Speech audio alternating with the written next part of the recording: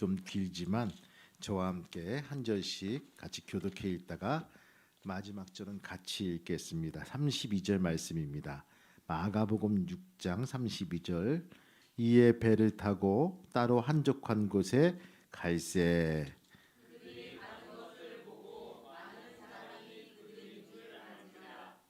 그 고을로부터 도보로 그곳에 달려와 그들보다 먼저 갔더라. 예수께서 나오사 큰 무리를 보시고 그 목자 없는 양 같으므로 인하여 불쌍히 여기사 이에 여러 가지로 가르치시더라.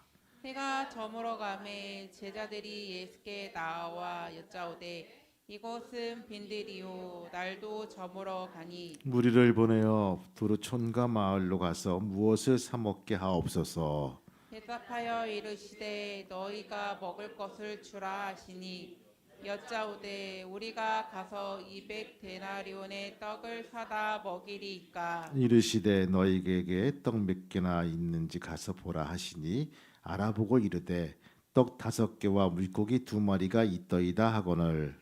제자들에게 명하사 그 모든 사람으로 때를 지어 푸른 잔디 위에 앉게 하시니 때로 100명씩 또는 50명씩 앉은지라. 예수께서 떡 5개와 물고기 2마리를 가지사 하늘을 우러러 축사하시고 떡을 떼어 제자들에게 주어 사람들에게 나누어 주게 하시고 또 물고기 2마리도 모든 사람에게 나누심에 다 배불리 먹고 남은 남은 떡 조각과 물고기를 12바구니에 차게 거두었으며 같이 읽겠습니다.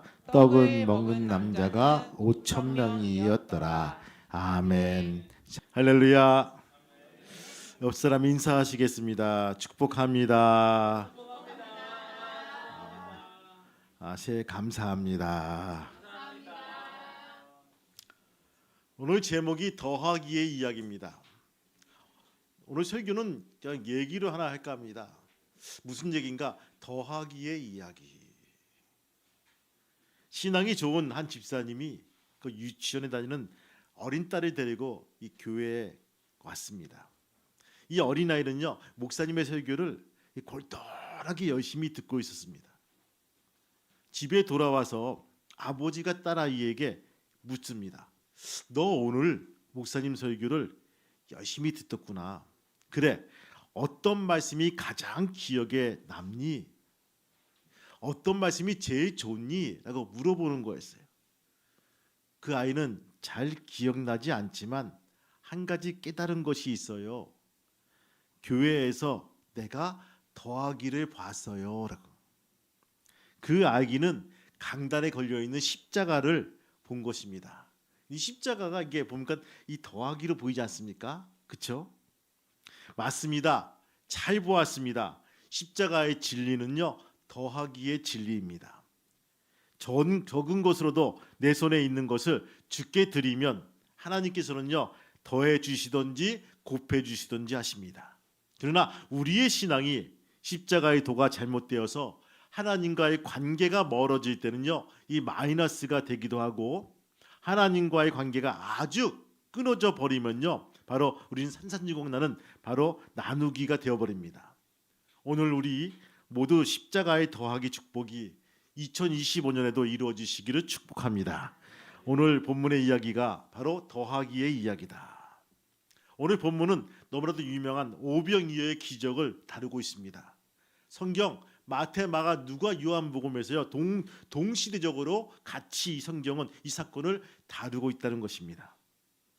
이 이야기의 배경은요, 예수님의 생애에서 비통한 소식이 들려왔습니다. 주님의 길을 예비하러 이 땅에 왔던 그 당대의 의인 이 세례 요한이 이 정의를 외치다가 살로메의 춤값으로 헤로당의 칼날에 무참하게 목이 잘렸다는 소식을 들은 거예요. 여러분, 이 소식을 들었을 때 우리의 마음이 어땠을까요? 야, 정말 이 사람만큼은 우리의 예언자고 선지자고 하나님의 그 음성을 듣고 직통으로, 그렇죠? 하나님 말씀을 선포하는 세례 요한인데, 그런데 한 여자아이의 춤값으로, 이 춤값으로 목이 잘려가지고 수반에 얹어가지고 그냥 그렇게 아주 비참한 죽음을 맞이했다는 소식을 들었을 때 많이 힘들었을 거라는 생각이 듭니다. 이 비보를 들은 예수님은요, 그 시대의 악함과 그 악한 시대에 신음하는 사람들을 위해서 주님은 제자들에게 특수한 사명을 무엇인지 가르치기 위해서 제자들만 데리고 한적한 곳, 즉 벳세다 들판으로 나옵니다. 이것이 바로 기적의 배경이 되었다는 것입니다.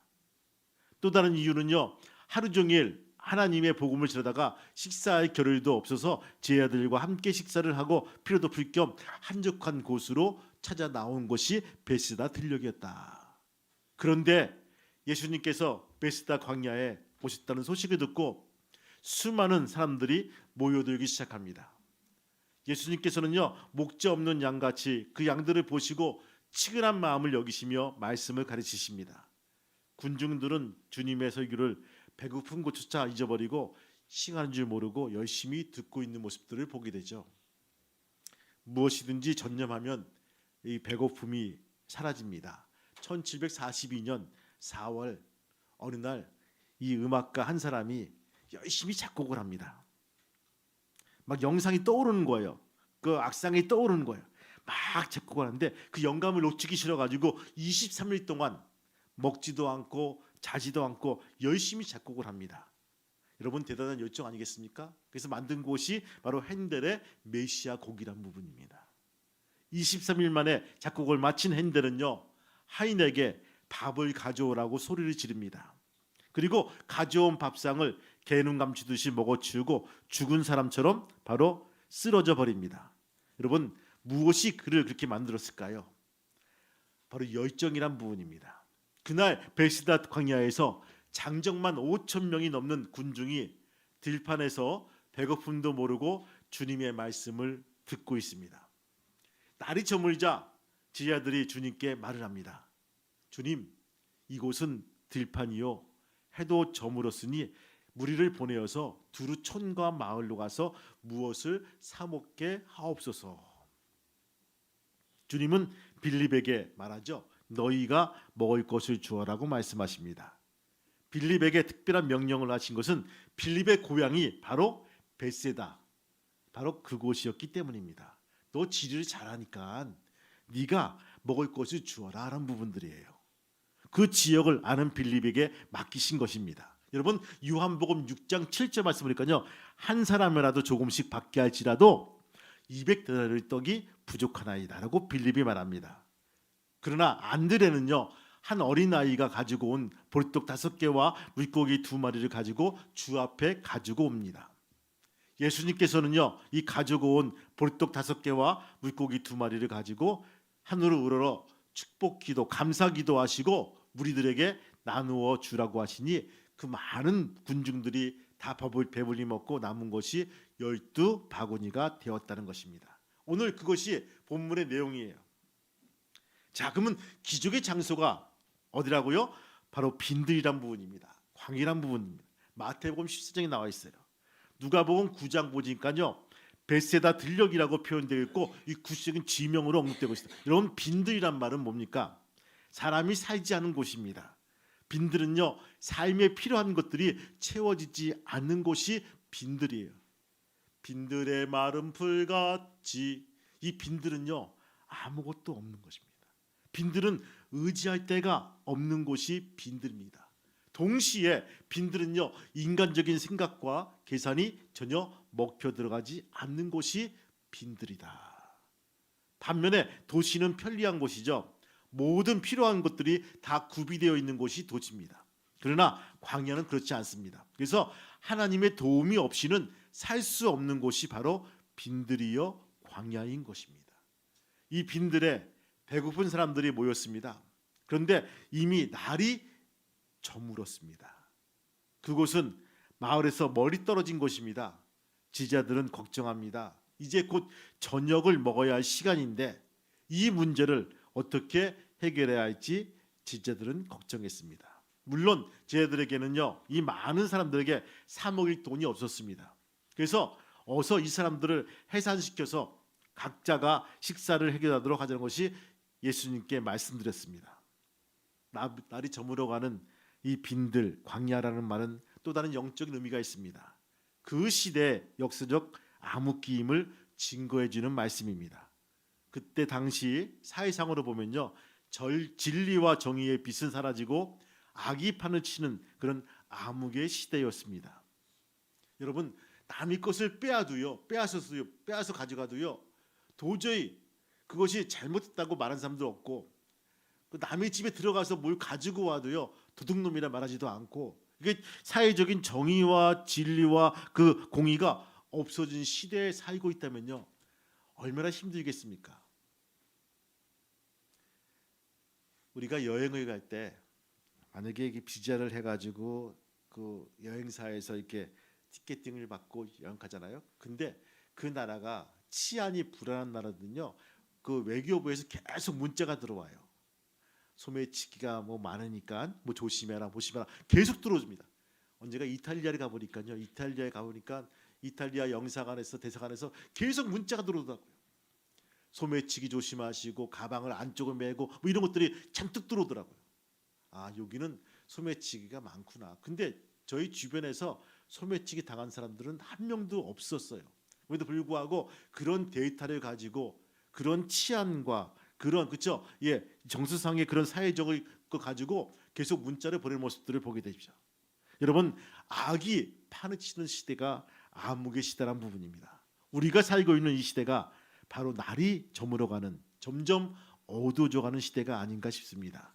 일찍이 알버트 슈바이처는 말합니다. 현대 문명은 암흑기에 이르렀다. 또 아놀드 토인비는 말합니다. 우리에게 현대 문명은 위기에 직면했다고 합니다. 오스왈드 스핑클러는 말합니다. 현대 문명은 몰락기에 접어들었다. 맞습니다. 위기는 위기인 것 같습니다. 그렇죠? 어디를 가나 안전한 곳이 없습니다. 굶주린 빈들입니다.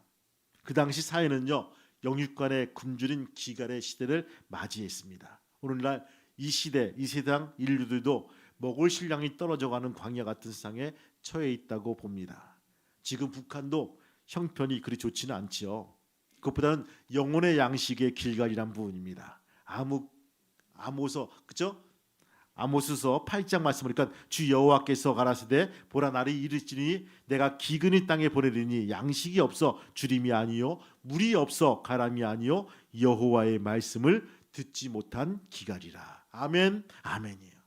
하나님 말씀을 듣지 않았기 때문에 영적인 기갈이 온다는 부분입니다. 여러분, 오늘 본문에 나와 있는 자세히 보면요, 세 종류의 인간상이 우리 앞에 표현되고 있다는 것입니다. 오늘 본문은 이름이 나와 있지가 않아요. 근데 여러분들 요한복음 6장에 보시면요, 빌립과 안드레라는 이름이 나옵니다. 먼저 빌립에 대해서 여러분들 한번 살펴보시기 바랍니다. 여러분, 첫 번째 빌립은요, 계산이 빠르고 사리를 잘 분별하는 사람입니다. 우리 주변에 이런 사람 많죠. 저분은 수학적인 머리는 정말 뛰어나. 이과 맞아. 와, 저 사람 지금은 수학적, 뭐 머리에서 암산 쫙 나서 벌써 데이터가 딱 나온 사람이 있어. 여러분, 들판에서 떡을 먹을 남자만 5,000명이다 했을 때 이는 여자와 아이들과 노인들을 제외한 장정들만 계산한 수치란 부분입니다. 성경에서는요, 인구 파악은요, 남자 정장만, 바로 장정만 들어가게 되어 있습니다. 그러니까 들판에는요, 적어도 2만 명의 사람이 바로 거기에 운집해 있다는 것입니다. 그거는 당시에 예수님을 따른 사람들 중에서 그 여자가 많다는 부분들을 볼 수가 있죠. 그러니 이들을 다 먹이려면 얼마나 많은 돈이 필요했겠습니까? 빌립은 즉시 계산합니다. 그리고 주님께 보고하기를 먹을 것을 조금씩 나누어 준다 해도 200데나리온이 부족할 것입니다 라고 고백합니다. 요한복음 6장 6절 말씀 보니까 빌립은 빌립을 시험해 보기 위해서 주님이 그에게 먹을 것을 주라고 하신 것입니다. 빌립은 주님의 신앙 테스트 앞에 그만 사무적이고 수학적인 보고를 드린 것입니다. 5,000명입니다. 200대는 약 지금 한 2천만 원이 필요합니다. 주님, 2천만 원 지금 회계 보니까 돈이 없다 그러는데 어떡하죠? 지금 대출해 올까요? 이런 부분들이에요. 너무, 그죠? 드라이한 보고라는 것을 드리는 모습들을 보게 됩니다. 성경 보면요, 하나님께서도 종종 당신의 백성들을 시험해 보시는 걸 원하시죠. 여러분, 믿음의 조상인 아브라함에게도 이삭을 바치라고 시험해 보셨고요, 동방의 의인 요백에도요 엄청난 고난을 주어서 시험을 해 보신 적을 보게 됩니다. 하나님은 왜 우리를 시험해 보실까요? 야고보서 1장 12절 말씀 보니까요. 시험을 참는 자는 복이 있도다. 이것이 옳다 인정하심을 받은 후에 주께서 자기를 사랑하신 자들에게 약속하신 생명의 멸류관을 얻게 하실 것입니다. 할렐루야 이거예요. 여러분 시험을 통과한 다음에는요. 분명히 거기에 따르는 대가가 있다는 부분입니다. 여러분들 우리가 시험을 준비합니다. 무슨 입시를 준비하고 고시를 준비해요. 근데 그걸 잘 패스하고 합격하면요. 우리에게 무엇이 주어집니까? 자격이 주어지는 거예요. 라이센스가 나오는 거예요. 아무것도 아닌 것 같지만 그것을 통해서 내가 한층 더 실력이 향상이 되어 있고 거기에 대한 전문가가 되어 있다는 것을 우리는 알 수가 있다는 것입니다. 여러분 빌립은요. 머리가 좋아 계산해 보니까 200데나리온이 돈이 들어야 먹을 수 있다라고 보고합니다. 당시 일꾼이 열심히 일해서 받은 하늘 품삯이 한 데나리온이죠. 그러니까 200데나리온은요 7달치 월급의 액수입니다. 빌립은 정확하게 문제를 파악했지만 주님의 시험에는요 합격하지 못한 그런 사람이었다는 것을 우리가 볼 수가 있습니다. 여러분 신앙은 과학적인 수치가 아닙니다. 신앙은 믿음입니다. 따라합시다. 아멘. 신앙은 믿음이다. 신앙은 믿음이다. 목사님 이게 이상하지 않아요? 신앙이 믿음이다. 여러분 신앙은 누구를 대상적으로 믿는 거예요. 믿는 건 따라하는 것이란 부분이에요. 과학적인 수치가 아니란 부분입니다. 하나님께서는요 계산적이고 사무적이고 형식적인 사람에게는 일하지 않습니다. 하나님은 위대한 능력을 바라보고 믿고 의지하는 자에게 하나님은 기적을 이루십니다. 믿으면 아멘 이거예요. 오늘도 빌립과 같은 계산이 빠른 사람은 참 많습니다. 그런데 인생살이가 자기의 계산적으로 되어지지 않는다는 것이 현실입니다. 우리는 하나님의 은혜와 사랑 안에서 살 수밖에 없는 존재들입니다. 그러므로 교만한 생각을 다 버려야 될 것입니다. 아직도 교만이 있는 한 주님은 어떻게 할 것을 미리 아시고 그대로 내버려 두신다는 것입니다. 바로 이것입니다. 내 자신이 하찮은 보리떡 같은 부족함 존재임을 깨닫고 주님의 도우심을 의지하고 주님의 자비하심을 바라는 자에게만 기적이 생긴다는 것입니다. 사람의 참 행복은요 소유의 많음과 적음에 있지 아니합니다. 마음이 풍요롭고 마음이 평안하고 속사람이 즐거울 때 행복해집니다. 이는 주님을 내 마음속에 모셨을 때 가능한 일이란 부분입니다. 여러분들 우리 항상 그랬죠. 어느 나라에서 그렇죠? 공주가 자꾸 우울증에 빠져가지고 웃음이 없어요. 웃음이 없어가지고 야 정말 어떻게 하나 이 공주의 질병을 어떻게 고치나 우리 전래동화에 나와 있는 거 아니겠습니까? 그러니까 한 의원이 말하기를 정말 저 마을로 들어가서 가장 행복하게 잘 사는 집에 속옷을 가지고 와서 입혀보면 이게 병이 나을 것입니다라고 하는 처방을 내려요. 그래서 그 밑에 있는 의원들이 다 마을로 들어가서 이렇게 찾는 거예요. 어느 집이 제일 웃음이 많나 행복한 집이 많나. 그래서 막 찾아보니까 제일 찢어지게 가난한 어느 집인데 그냥 웃는 거예요. 행복해지는 거예요. 밥 한 술 먹으면서 막 깍깍거리 웃고 온통 난리가 아니야. 너무 행복한 집. 이게 옆에 보면요 행복이 전염될 것 같은 집에 있어요.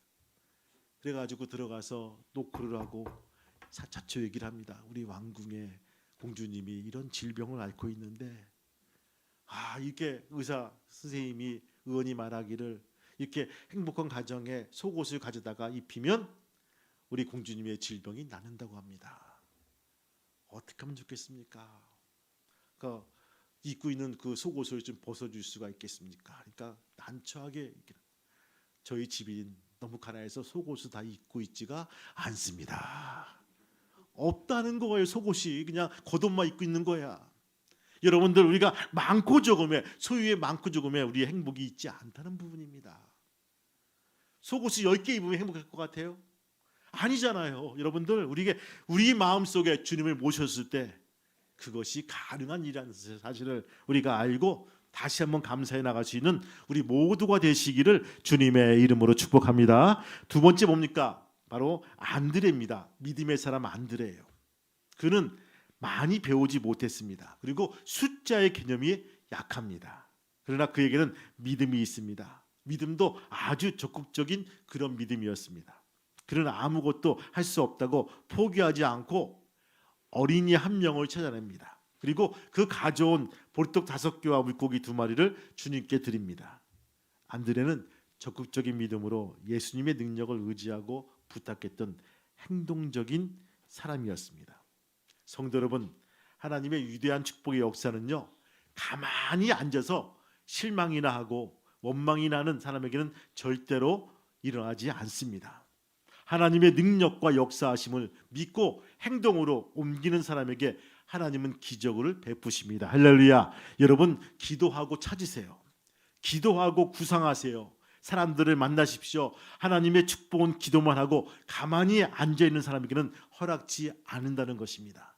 안드레처럼 적극적으로 찾아 나서는 사람이 있어야 될 것입니다. 하나님은 찾아 나설 때 사람들을 만나게 해주시고 조건과 여건을, 환경을 허락해 주신다는 것입니다.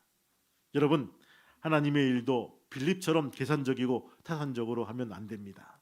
안드레처럼 적극적으로 행동하며 옮기면서 부딪혀야 할 것입니다. 전도도 부딪혀 보시기 바라요. 모든 문제는요, 그 문제 속에서 해결 답안이 있다는 것입니다. 하나님은 인간에게 창조적인 능력을 허락해 주셨습니다. 그렇죠? 여러분들, 정말 매일매일 달라요. 이 디자인이 매일매일 다른 모습들을 보게 되죠. 우리는 가끔씩 안국동에 가보면요, 전통 한옥집을 이렇게 볼 때가 있어요. 여러분들 참 아름답지 않습니까? 그 기와나 이런 것들, 전통 한옥집 쭉 보면.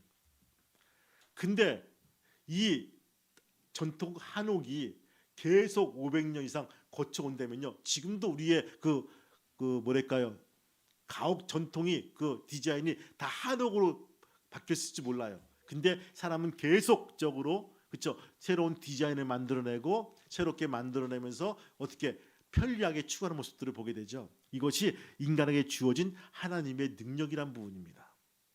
근데 까치는요, 수백 년이 지나도 집을 짓는 방법은 똑같습니다. 왜 그럴까요? 창조적인 능력이 거기에 없기 때문에, 그것밖에 없다는 것입니다. 그러나 인간들의 주택 문화는 얼마나 발달했겠습니까? 안드레처럼 찾으면 거기에 길이 보인다는 것입니다. 믿으시면 아멘. 그거예요, 여러분들. 베스다 들녘에서 뉘엿뉘엿 저물어가는 햇살을 받으며 굶주리고 지친 군중들은 어쩌면 오늘 우리들의 모습이며 우리들의 삶의 현장일지도 모릅니다. 오늘 제자들이 먹을 것을 주라고 명령하신 주님의 말씀에 3가지 핑계를 댑니다. 첫 번째 핑계 뭡니까? 저곳은 빈들이요라는 부분들. 빈들이란 장소적인 핑계를 댑니다. 부정적인 사람은요, 장소를 항상 핑계합니다. 예수님도 그것을 빈들인지 알고 계십니다.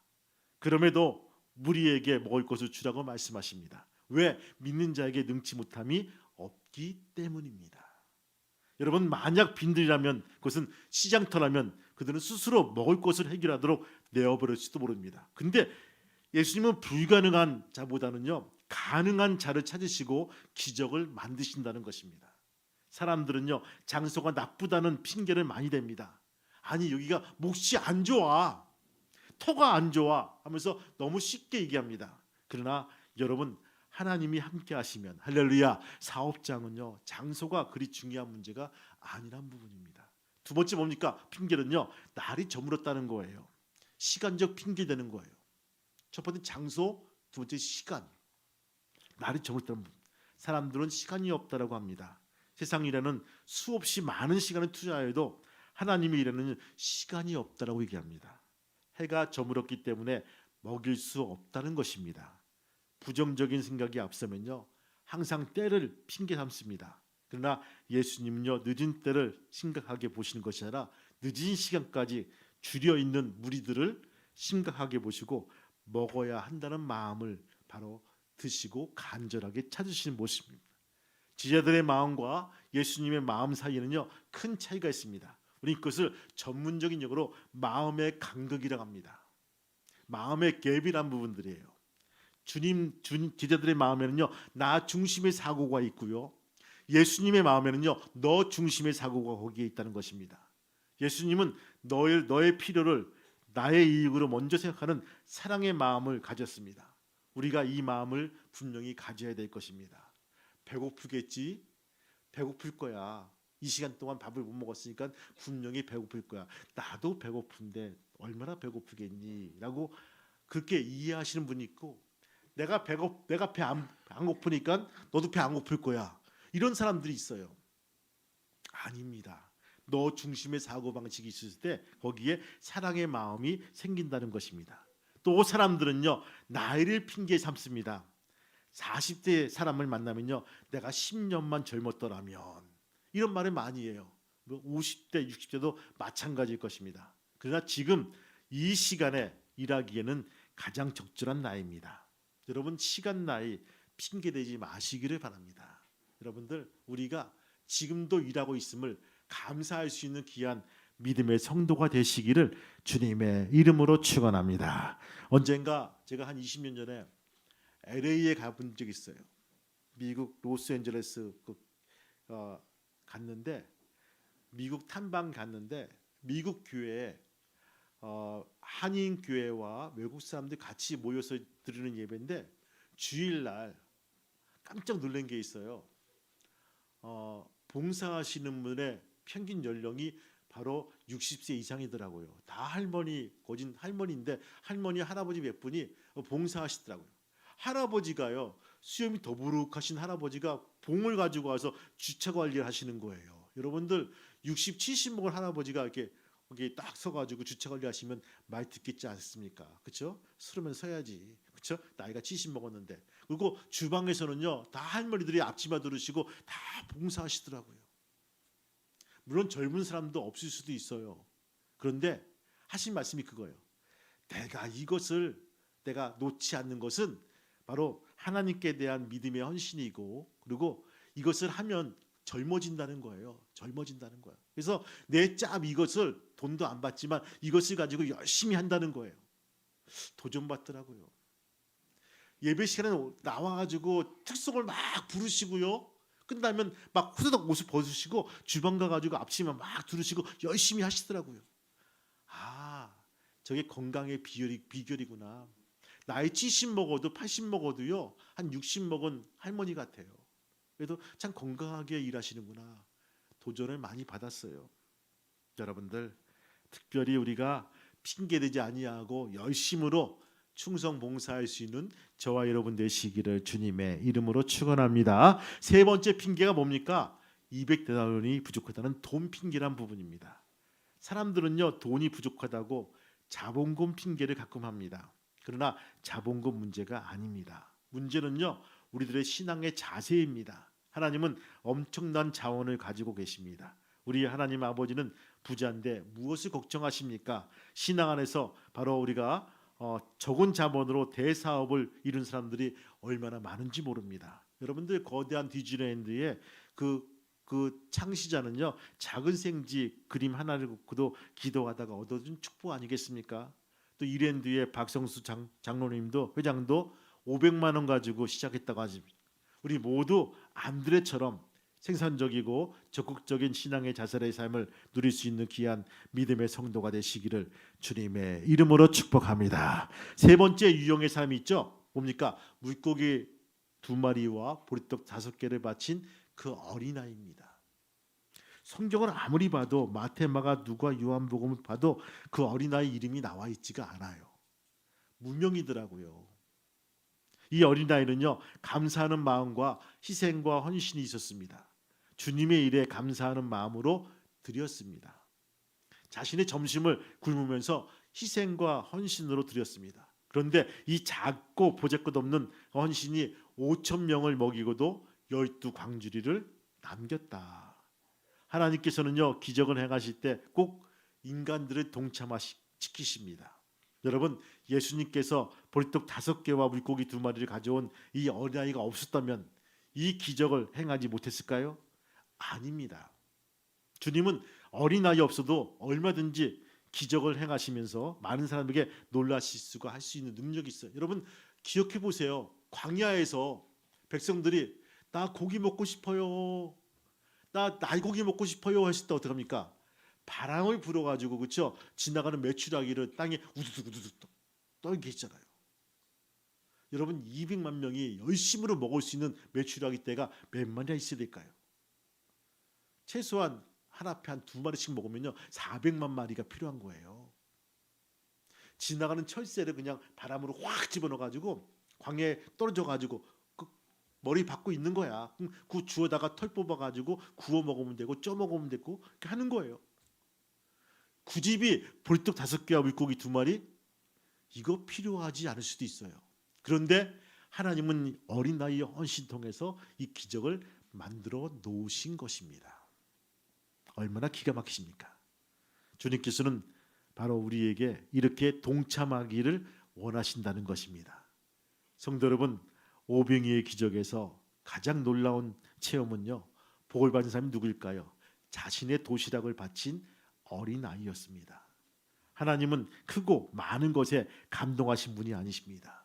비록 작은 것이지만 진실한 믿음으로, 진실한 마음으로 최선을 다해 삶을 드리는 귀한 바로 하찮은 보리떡 거기에 하나님은 감동하신다는 것입니다.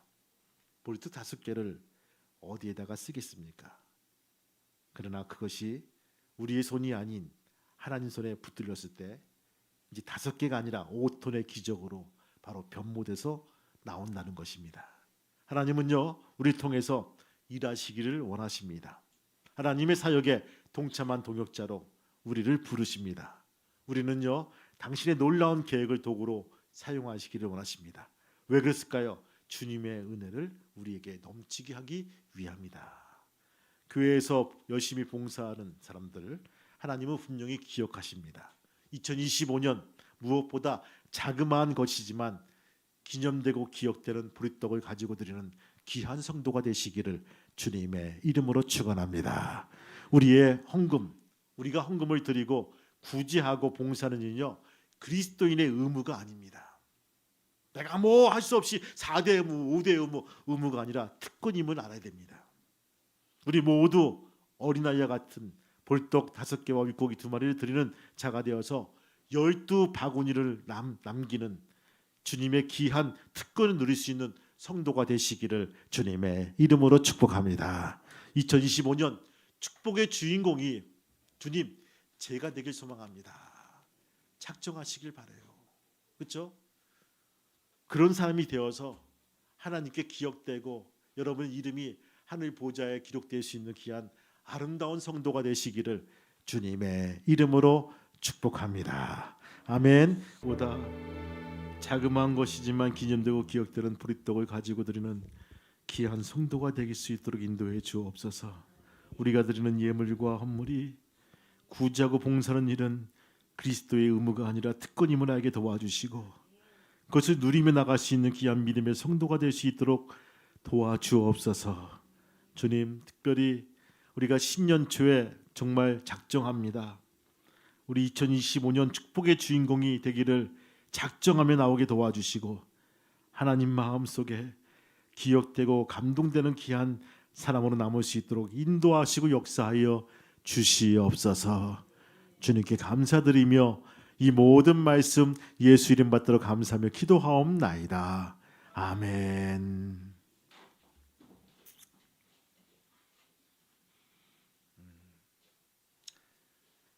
하나님, 오늘의 이야기가, 오늘의 어린아이 이야기가 우리의 이야기 되게 도와주옵소서.